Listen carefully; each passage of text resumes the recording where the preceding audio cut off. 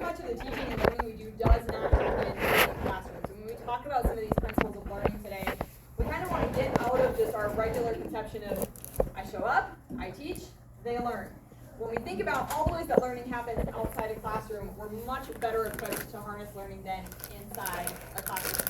I'll also share that I'm a mom of 3, which will tell you a little bit both about how busy my house is and crazy it is, but also a little bit about just kind of how I come to think about learning, because it's changed my teaching a lot to have 3 little people just kind of developing in my house all the time.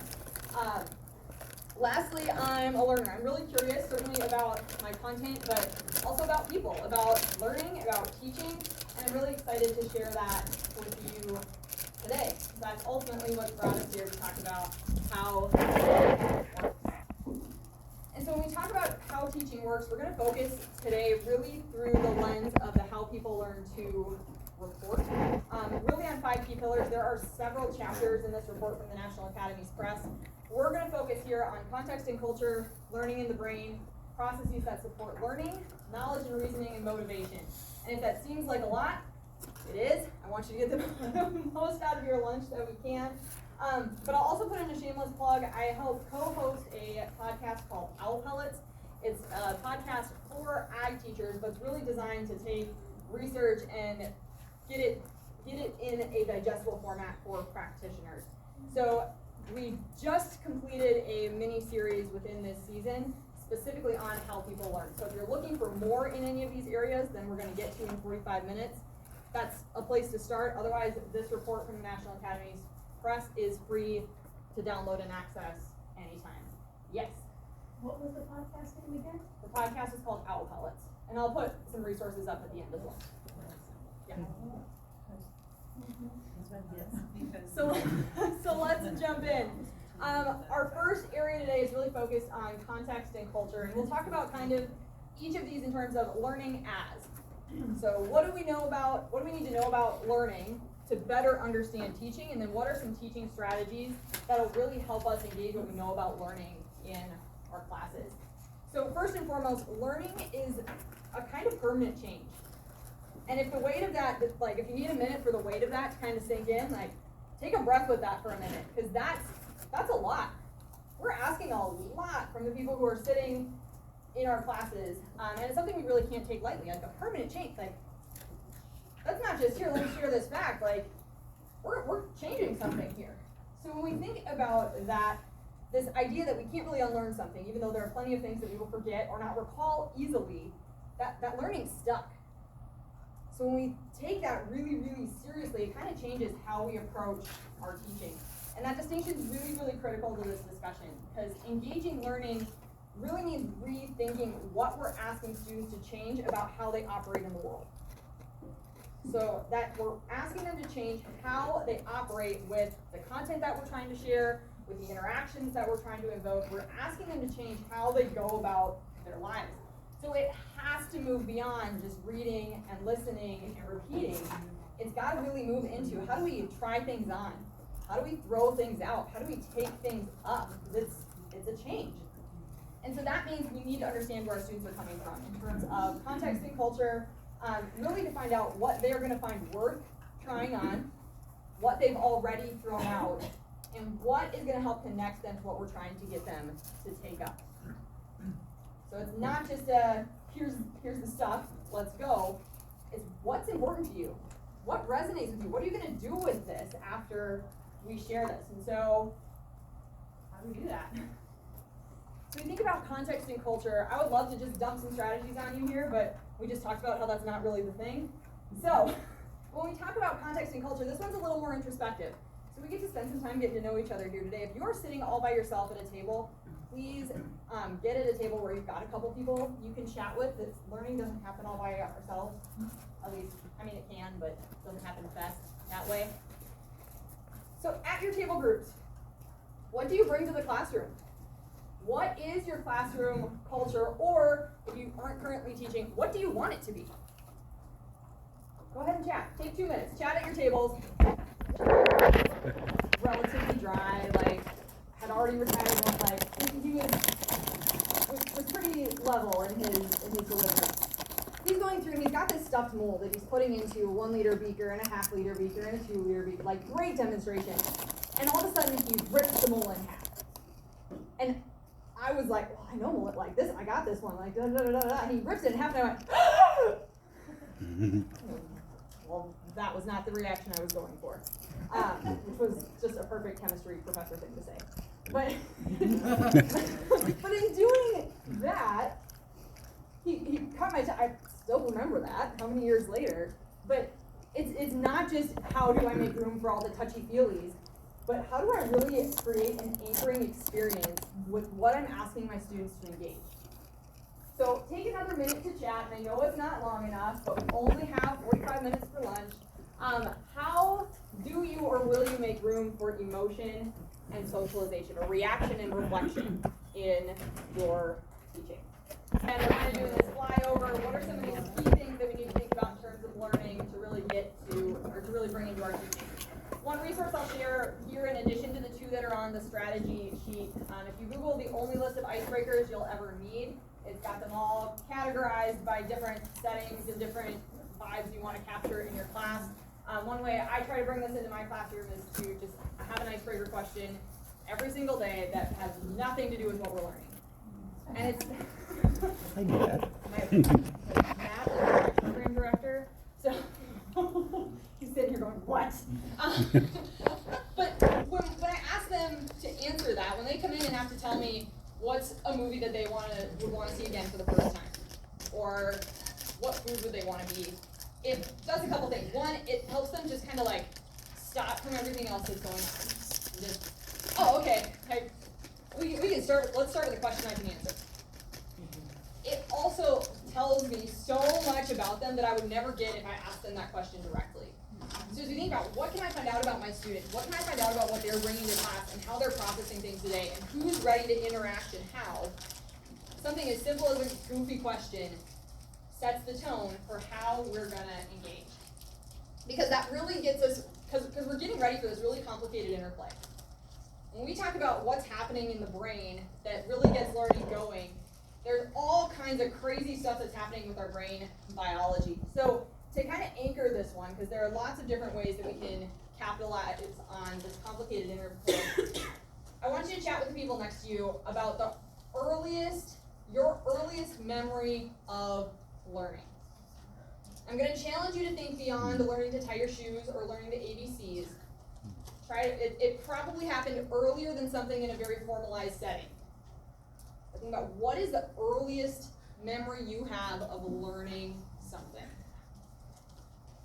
Go ahead and take a minute, share those quickly at your table. We'll only take a minute. Chat a little bit about how we learned that, what was happening in the brain. So the first one is habit formation and conditioning. And so that's repeated patterns engaged in specific contexts. Both helpful and harmful. Habits aren't necessarily, unfortunately, always great. How many of you, the early memory was a habit that you learned? Or a repeated pattern for a specific context? What was yours? Riding a bike. Riding a bike, yeah. It's a very specific pattern or habit. The how to's with milking, or how to actually hold, there are habits of how we do these things that ingrain in us about how this actually works. The next one's observational learning. This is that, monkey see, monkey do. We repeat others' behaviors. We also repeat others' attitudes and expressions. So when we think about something that we observed, how many of you, your early memory focused more on observation? Somebody willing to share an example? Yeah. That chickens that don't have feed can get mean. And it was an experiment my mom was running for her thesis. So restricted diets in chickens. Yeah. What about restricted diets and chickens?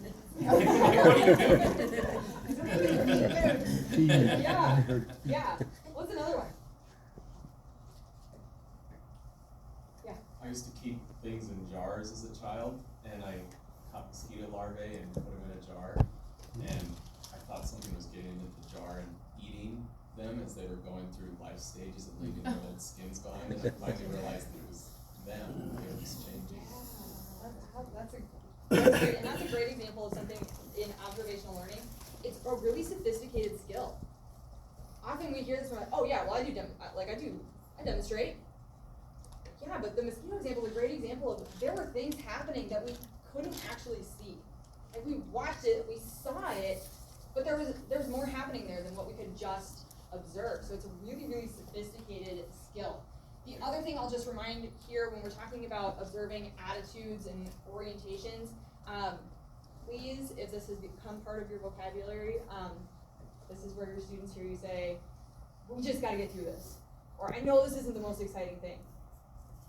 They are observing those things too. So when we think about those, what attitudes, beliefs, behaviors, orientations are we conveying about our content and our topic, even in the way we show up around it, it's still observed, whether we intend it to be picked up or not. The next one's implicit pattern learning, and this is often termed statistical learning. This is where we learn patterns without intending to.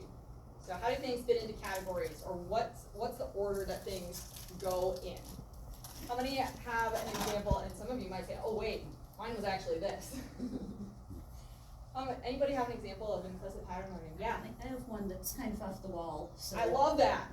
when I was like 4 or so and taking a bath, and okay, you get in the hot bathtub and you get out and you're cold. Mm-hmm. And I asked my dad, what if I take a cold bath? Will I be hot when I get out? he let me try the experiment, and I learned that that's not a pattern that made sense. But Yeah, and that's a great example where sometimes we have to break the pattern to understand what the pattern actually is. The further up we move on these, the more we have to start breaking what we thought was actually the case. We have to introduce the pattern, the model, whatever it is, to something where it doesn't quite make sense anymore, for it to really start to be concrete. One of the things that's tough with implicit pattern learning, this is where language is really learned. If you think about how long it takes a little kid to learn a language, and some still don't use it correctly, like it takes a long time to learn a pattern just by picking it up. And so the benefit in classroom settings is we have the benefit of feedback on our side, which certainly speeds the process up. But if we're thinking about where does this pattern come from, is it something that we just pick up, or do we have to really make this apparent that this is the pattern and this is the progression and what's actually happening? Our next one is perceptual and motor learning, and a couple of you have already given some examples of these, where we already heard some examples of perceptual and motor learning. Riding a bike, milking a cow, being left-handed. Yeah, it's how do we process the world? It's a really sensory experience. And one of the crazy things about this, if you had to describe the experience of being left-handed, tell me about riding a bike. Not how to do it, but like the actual experience of it. Can you do it? The experience of milking a cow? Like, you could probably tell me how, but the experience of it's really hard to convey. Why? Subjective. It might be a little bit subjective, like how I sensorily picked it up might be different. What else? I mean, it seems like a lot of those things are the type of thing where mastery is the point of you just do it. Yeah. So, like, once you've reached a state of understanding how to do it, it becomes part of your norm. You're not really thinking about it in that space. The less we have to think about it, the harder it is for us to explain what it is.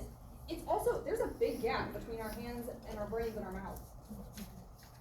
Being able to do it and helping somebody else, like, can you experience riding a bike without riding a bike? It'd be a thing. It would be a feat. So when we think about that perceptual and motor learning, when we're thinking about things like dissections and assemblies and really like those really tactile things, there's a lot going on that we sometimes forget to process with the folks we're learning with. Question? Yeah. What is the role of virtual reality in that? Because I feel like we use virtual reality as a way to teach some of those perceptual learning things. Yeah. Do you Or it's mean? becoming more common. Yeah. I pretend like I have a super strong base research-wise there. I think when we're talking about perceptual motor learning, often what we're trying to teach with virtual reality are probably more implicit patterns. I think about teaching students how to weld virtually.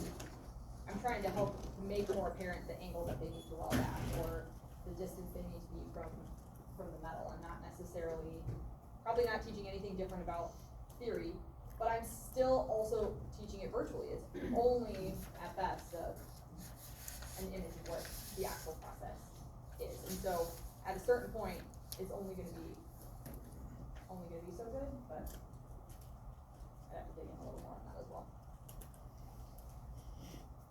The next one, there are two more. So there's the learning of facts, and you're going, I know, all right, good. This one I know. Like this one I got, I can teach facts. I know about learning facts. Who's got an example of a fact that they, like that was their early thing that they learned? Well, I didn't come up with one when we went through it. It was difficult, but I do have a very specific memory of a little kid when I collected baseball cards starting at 5 and just reading them over and over and over again and knowing the stats of every player and Yeah, that's awesome. remembering everything that everybody ever hit, Yeah. right? Fantastic. It's a great example. We've just got these bits of info. The crazy thing is that we can read something or we can hear something and we learn it. Like, as an example, human and koala fingerprints are super similar. Did you know that? What was that? Human and koala fingerprints are super similar. Now we know. Great, now you know. Now watch, this is what you're gonna leave lunch and be like, did you know human and koala fingerprints are super similar? But if I ask you later today, would you still remember that? Yeah, Gina will. I'll ask her before I leave today. What about tomorrow morning? I'm gonna test this on Gina. I'd probably remember something, but might not remember if it was a koala or a panda or Yeah. yeah. What about next week? You're challenging me. I'm going to write it down.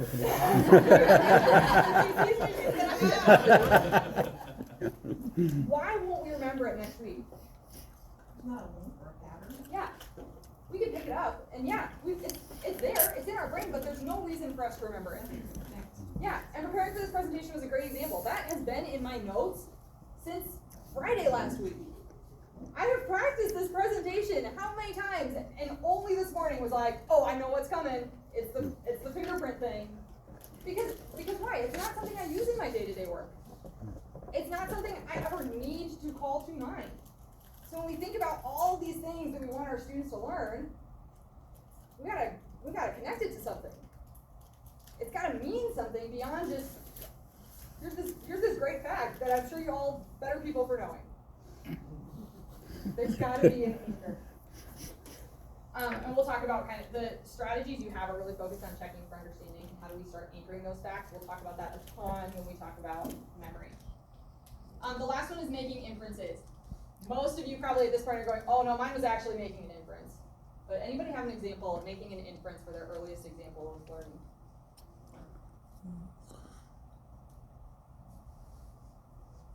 Yeah. Maybe. I mean, this could be under a couple categories. Yeah. But I remember one of my earliest memories was actually sitting at, I remember it was at an Ace Hardware store. And I don't know how old I was, but very young. And I remember seeing a bunch of different people in different age stages. And I realized that people aged. And I had to like see the different age stages to pull that together. And I guess for a lot of people, that's pretty more of a continual like process, and it's not like this like watershed moment, but I remember being like, I will be a teenager eventually, and then I will be middle-aged, and then I will be old. Yeah, that was totally an inference. An inference you made observing patterns and putting people into categories. Yeah, absolutely. Mine is also making an inference. My inference was that balloons can fly. Can balloons fly? No, my model was wrong.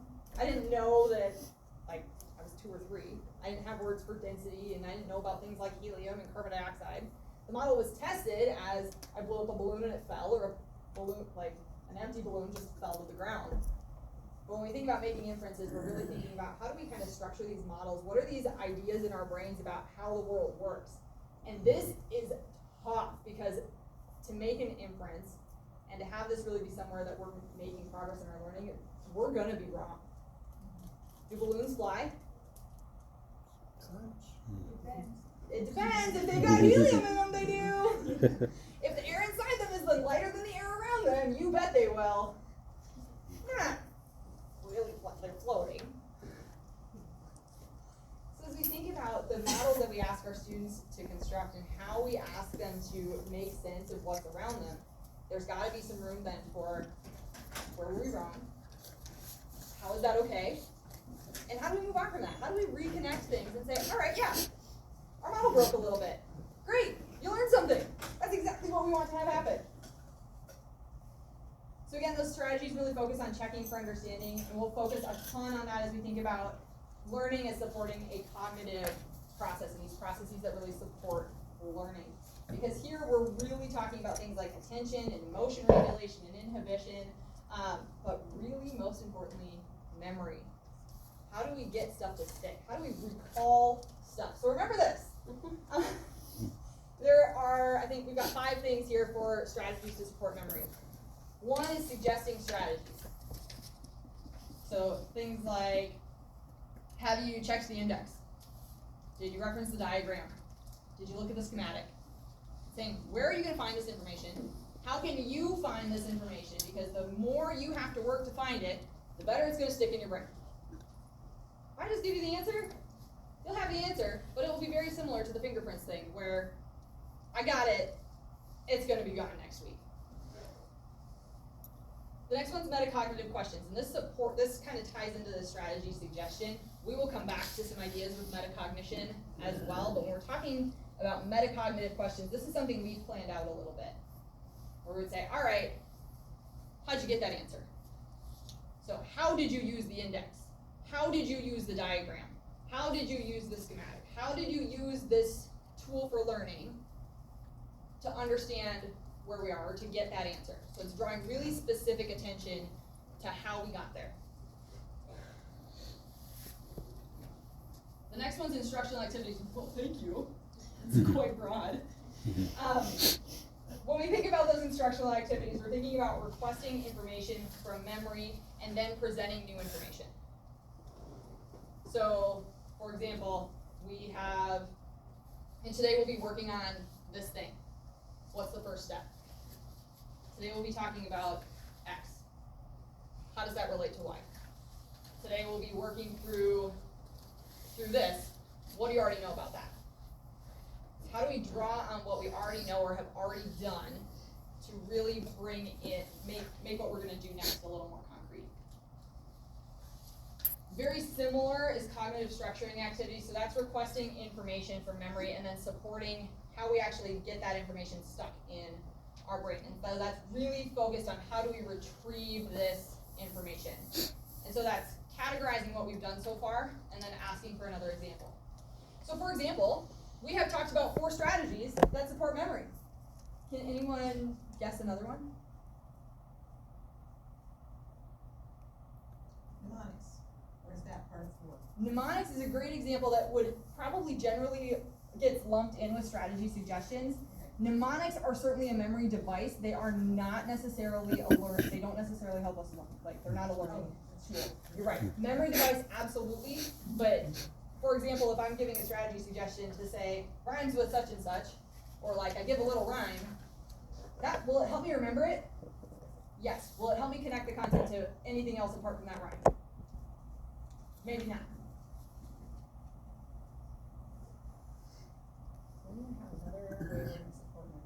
Without having to trying to teach someone else. Ooh, that is the way we're going to integrate and do reasoning. So yes, you are right there with me. I told you we were going to come back to it. We're going to come back to metacognition here. This one's a little more open than the metacognitive questions. Metacognition is really asking, how'd you get there? How'd you know that? What do you know about the world that gets us there? In this case, a little less guided than the metacognitive strategies, and I'll give you an example. What type of plant is downy brome? Grass. It's grass. How do you know it's grass? Because I was arranged in ecology PhD. So because of that, what do you know about grasses? Downy brome's annual, invasive, not native. Yeah.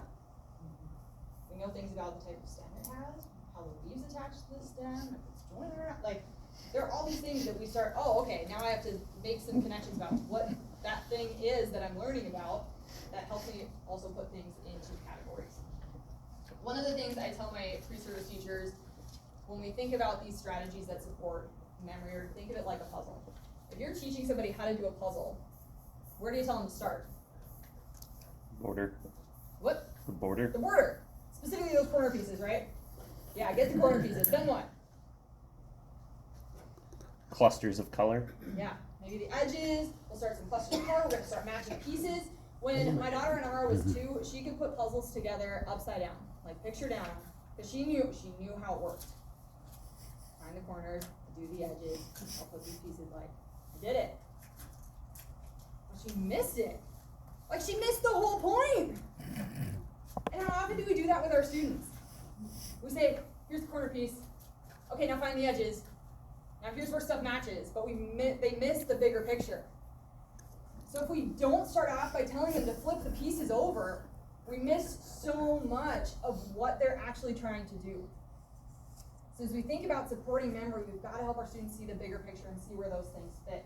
And that ties a ton into knowledge and reasoning. So when we think about learning as the development of knowledge, we really have to think about how do we integrate these things? How do we reason with this so it's not just these blank puzzle pieces on the floor? Because at the end of the day, we've got this set of knowledge and expertise we want our students to have. And so we want to do that with everything we've talked about so far. We want to connect context and culture. We want to think about learning in the brain. We want to support cognition and memory. But we are charged with getting a certain set of knowledge to our students. So on some level, first, we need to kind of understand our learners' knowledge base. They've got to be able to accumulate that knowledge from these individual episodes of learning in class that we go through. And then they have to take it and say, okay, where does this fit with the rest of my experience, all the rest of my life, so time, and where else have I heard about this location, and what was I doing, circumstance, and all these different formats. Good thing the brain is super awesome and really powerful, because that's a ton that we're asking our brains to do to make sense of all this stuff.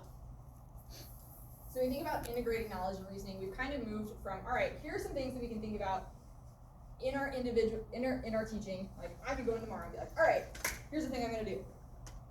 We're moving a lot more into how do I plan my content to deliver in a way that lets students really reason with this and really make sense of it and give them time with what we're doing. And so a couple strategies here. Retrieval practice. This is essentially getting to that deep information rather than regurgitating that simple information. It's back to the fingerprints thing.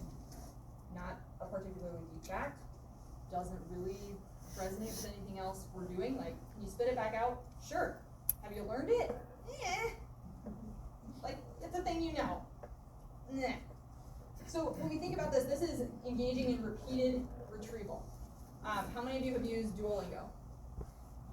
Yeah. There's a great example of repeated retrieval. Because you get a word, and then what?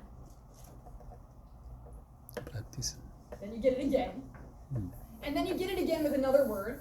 And then you might not see it for like a couple exercises. And then it'll come back with a few more words in a different it's constantly bringing it back and bringing it back and bringing it back. And then you might go a whole unit. And then you'll see it again and be like, oh. But the more times you do that, the more the neural pathway is just like, oh, hey, yep, I know what that is. I know what that is. And it starts to become like riding a bike where you don't have to think about it. It's something that's just ingrained. In that same vein is spaced practice. We all know cramming doesn't work. We tell our students this at the beginning of every term. We're like, make sure you study and make sure you do all the things all the way along. And what do our students do? Not that. Not that. Not a good cram ever. Okay, they do that. But do we model it in our teaching to not cram? No, we're like, here's all the stuff. Take it and go. So when we think about this spaced practice, best practice is to separate practice episodes by at least a day. Now that takes a ton of time, and I get in 16 weeks that that's not always feasible, but as we think about what are we asking our students to practice, how do we space it out in a way that gives them time to come back to it and really helps anchor it in what they're doing. So how do we really plan for space? The next two are pretty tied together. They're interleaved and varied practice. So varied practice is thinking about how do I do this thing in a different context. So this is not trying to ride your bike backwards. This is not switching to your non-dominant, like if you are doing a dissection, this is not switch the scalpel to your non-dominant hand. Please do not. This is really varied practice is thinking about maybe I'm making incisions on different species, or maybe I'm doing different types of sutures with different gauges of needle or surgical thread. When we talk about interleaved practice, we're talking about how do we bring in different types of similar skills. Dissection is another great example here, where we're not just making an incision or just doing suturing. There are several things that we're doing across that practice. There are two more to help with this integration and reasoning. One is summarizing and drawing. So that is verbally describing or describing and writing, or graphically depicting what we know.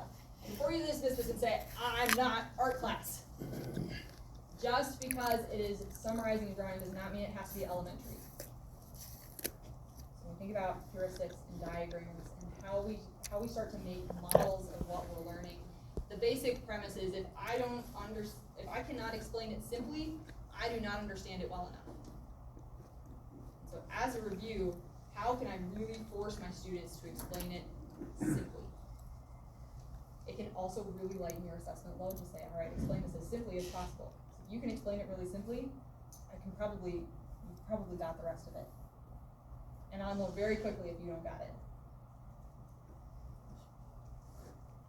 The last one here is explanations, and this gets to the teaching piece. There are 3 ways that I'll share to ask people to explain. The first I wouldn't recommend, but I'm going to share it anyway because you will hear it and you'll go, oh. The first is elaborative interrogation.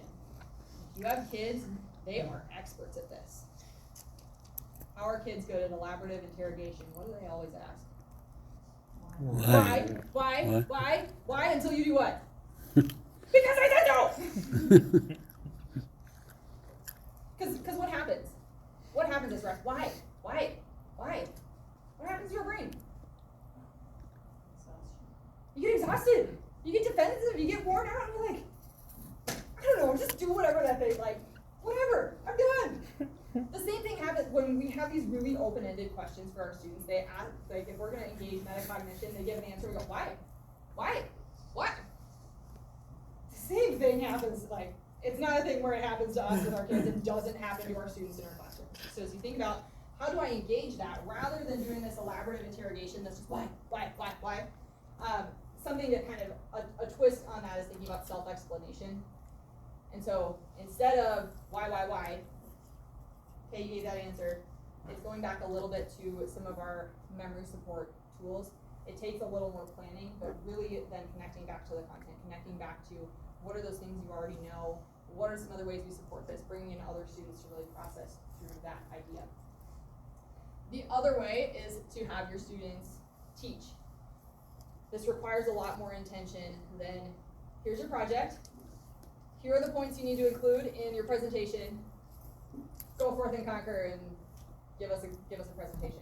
Like, we're really gonna ask our students to teach. What have you learned over this lunch about teaching? It's not something you just wake up in the morning ready to do. So as we think about what does that really look like to ask our students to teach content, we've got to start thinking about planning for actual teaching and engagement in where might people get this wrong? What are some things I might get wrong as I'm sharing this? How do I help support my fellow learners in this process and in engaging memory? So as we move through some of those ideas, it's really a planning conversation, and that is a whole other chat that I'm happy to have with you. But as you think about where that goes, there are a couple ideas for planning for that. I'm happy to share some additional ideas. The last one, as we're coming up on time, is motivation. I have no secrets here for you. But we would not be doing this conversation a favor if we didn't talk about learning as activating sustained behavior. How do we keep doing it? How do we inspire curiosity? What do we keep coming back to? And this is, so we've been building from just what are these habits that I can engage in my general instruction?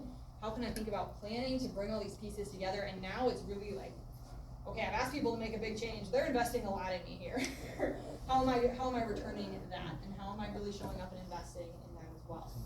So how people learn to is packed with research on motivation. A couple things just as far as things to know to take forward. People are motivated to develop competence with punishments and rewards. Like, it is a thing. Is it the best way to motivate people? No. if there is some implicit reason to learn this, which is a lot of what we've been talking about today, if there is some implicit reason and interest, we're gonna have a lot more success. Learners tend to persist better when they face manageable challenge and they see value and utility for that challenge. So it is worth my time to fight through this and put in this effort. Children and adults who mainly focus on their own performance in college, what's the own performance that we're focusing on? Grades. So part of this motivation conversation is also much, much bigger than what we can do in our own teaching. Is also, oh shoot, what are those things that I engage in my class that tell students a little bit of something about what should motivate them, or what achievement looks like, or what competence is going to look like. But as far as focusing mostly on that own performance, we're less likely to see challenges and persist if we're just focused on that thing. It's very much that focus on reward type of thing. Like, yeah, is it really worth it? Yeah, probably not for this stress. On the other side, for those who are really focused on that as a piece of their learning, they're going to be able to invest a lot more. On that same vein, those who focus on the learning over the performance really have that intrinsic motivation to learn more themselves. And the great news in all this is that we can be really effective in encouraging students to focus on learning instead of performance. But this one's a bigger step back than just like, I'm going to go in tomorrow and I'm going to motivate people. Like, probably going to have to spend a little time over the summer thinking about how am I setting up my course to really think about activating sustained behavior. Because there are several things that we're doing here. We're building motivation, we're building trust, and those are the strategies you see on your sheet. First and foremost, we're helping learners set goals. So this can be thinking about the why and the relevance. Why are we doing this? Example might be, we're going to learn about germination methods in this unit. How does that tie to your future career? Like, I taught high schoolers, this is a very basic example, I get it. But how does that apply to your future career? Oh, well, maybe I'm really interested in managing ingredients. Maybe I'm really interested in genetics. Like, whatever that interest is, it gives us a little bit of an anchor. It helps us see that content in our bigger goals. That also helps us create really valuable learning experiences. How do you understand what your students value?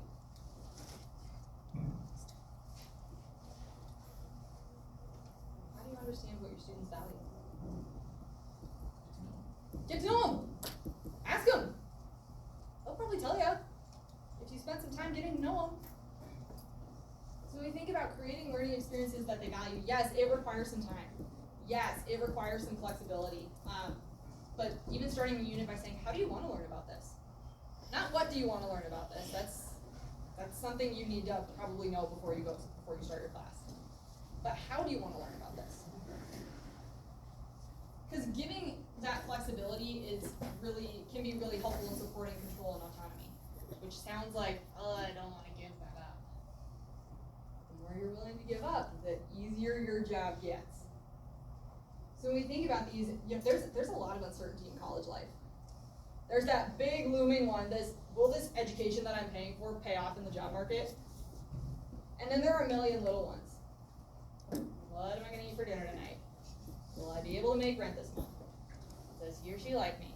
Am I ready for that test at the end of it? Like, there are a million things that feel a lot more important in class. So when we think about all this uncertainty that our students are dealing with, providing even a little in for some control and autonomy in how we're going to learn this can pay big dividends in helping with building motivation. It also helps them develop a sense of competency through progress monitoring. So if we think about some of these, like, oh hey, this doesn't have to all come back on me. How do you want to learn this? You want to learn this by going on a tour? You want to learn this by having guest speakers? You want to learn this by having this panel? Great, you should set that up. You are competent! By believing in our students and saying, yeah, sure, you can do that. Here's the number. Or hey, this goes back to our memory stuff, like, what tools could you use to do that? Yeah, you can do that. Yes, you can call them. It will be okay. They are nice people. Give them a call. It'll be all right. But you're building competence in what they're doing. You're connecting them to what's actually happening in the field that they want to be in. And that really ties into a lot of those other keys for motivation. Is letting them, trusting them to do the thing that they're training to do. The last one might feel a little fluffy and cuddly, but this is really the very base of where we get to start as teachers in creating an environment where our learners feel safe and valued. And so that goes back to essentially everything else we've talked about today to say, you belong here. And this is important, and you can do this. You can do this. So you've got a couple strategies on your sheet specifically for building motivation. One's precise praise, one is emotional constancy, which is basically, how am I gonna show up? And then when you do something good, I'm not gonna just dismiss it by saying, correct, good job, let's move on. We're gonna dig in, we're gonna say, it's important that you answered that here. So at the end of the day, I'm a better teacher, not better than anyone for them. I'm not better than anyone, just better than I was. Good and great suggested there. I'm more interested in my next better around the bend. I just keep chasing better. Ultimately, it comes down to this. Do I implement all of these across my teaching every single day? Kieran, do I do it? No! Kieran's been in my class. She knows that, no. There's a lot going on. We're not gonna get all of these perfect every single time. There were things as I was prepping for this, I was like, oh, I really gotta do better with that. I really gotta do a lot better with that, like tomorrow. It's gotta change. It's not gonna be one morning I wake up and all of a sudden I've got these things set. Just gonna keep getting a little better. Just a little better and a little better. And that's the goal. And some of that is just, I love that chase of learning. So a couple additional resources, because we are coming up on time. This was largely based on the How People Learn to report from the National Academies Press that is available for free for download there. Like I said, if you want a little bit easier processing of that report, or it's easier for you to just listen, we went through a good chunk of those in our mini-series within the last season for Owl Pellets. That's our Tips for IT podcast. You can find it anywhere you listen to podcasts, as my co-host would say. The other two I'll offer, Teach Like a Champion, gives a bunch of just really practical strategies that are like, oh man, I am really struggling with engagement. All right, flip to this chapter, here's something I can do tomorrow. And it's just a really great field guide to how do I engage with students. If planning is more the thing you're going, okay, this is my next step, the Expert Teacher is awesome. It really helps walk through pedagogical content, knowledge, but it's really thinking about how do I plan to support memory and how do I plan with misconceptions in mind. And then the last one, if you are a grad student or if you have grad students who would benefit from this info, this was a really shortened version of ALEC 805, which is currently titled Advanced Teaching Strategies. It's not advanced, that's the title. That title's gonna change, but it's really focused a lot more on just how teaching works. So that'll be both, that's offered in the fall. So there are some additional opportunities there, or additional resources. Thanks for spending lunch here today.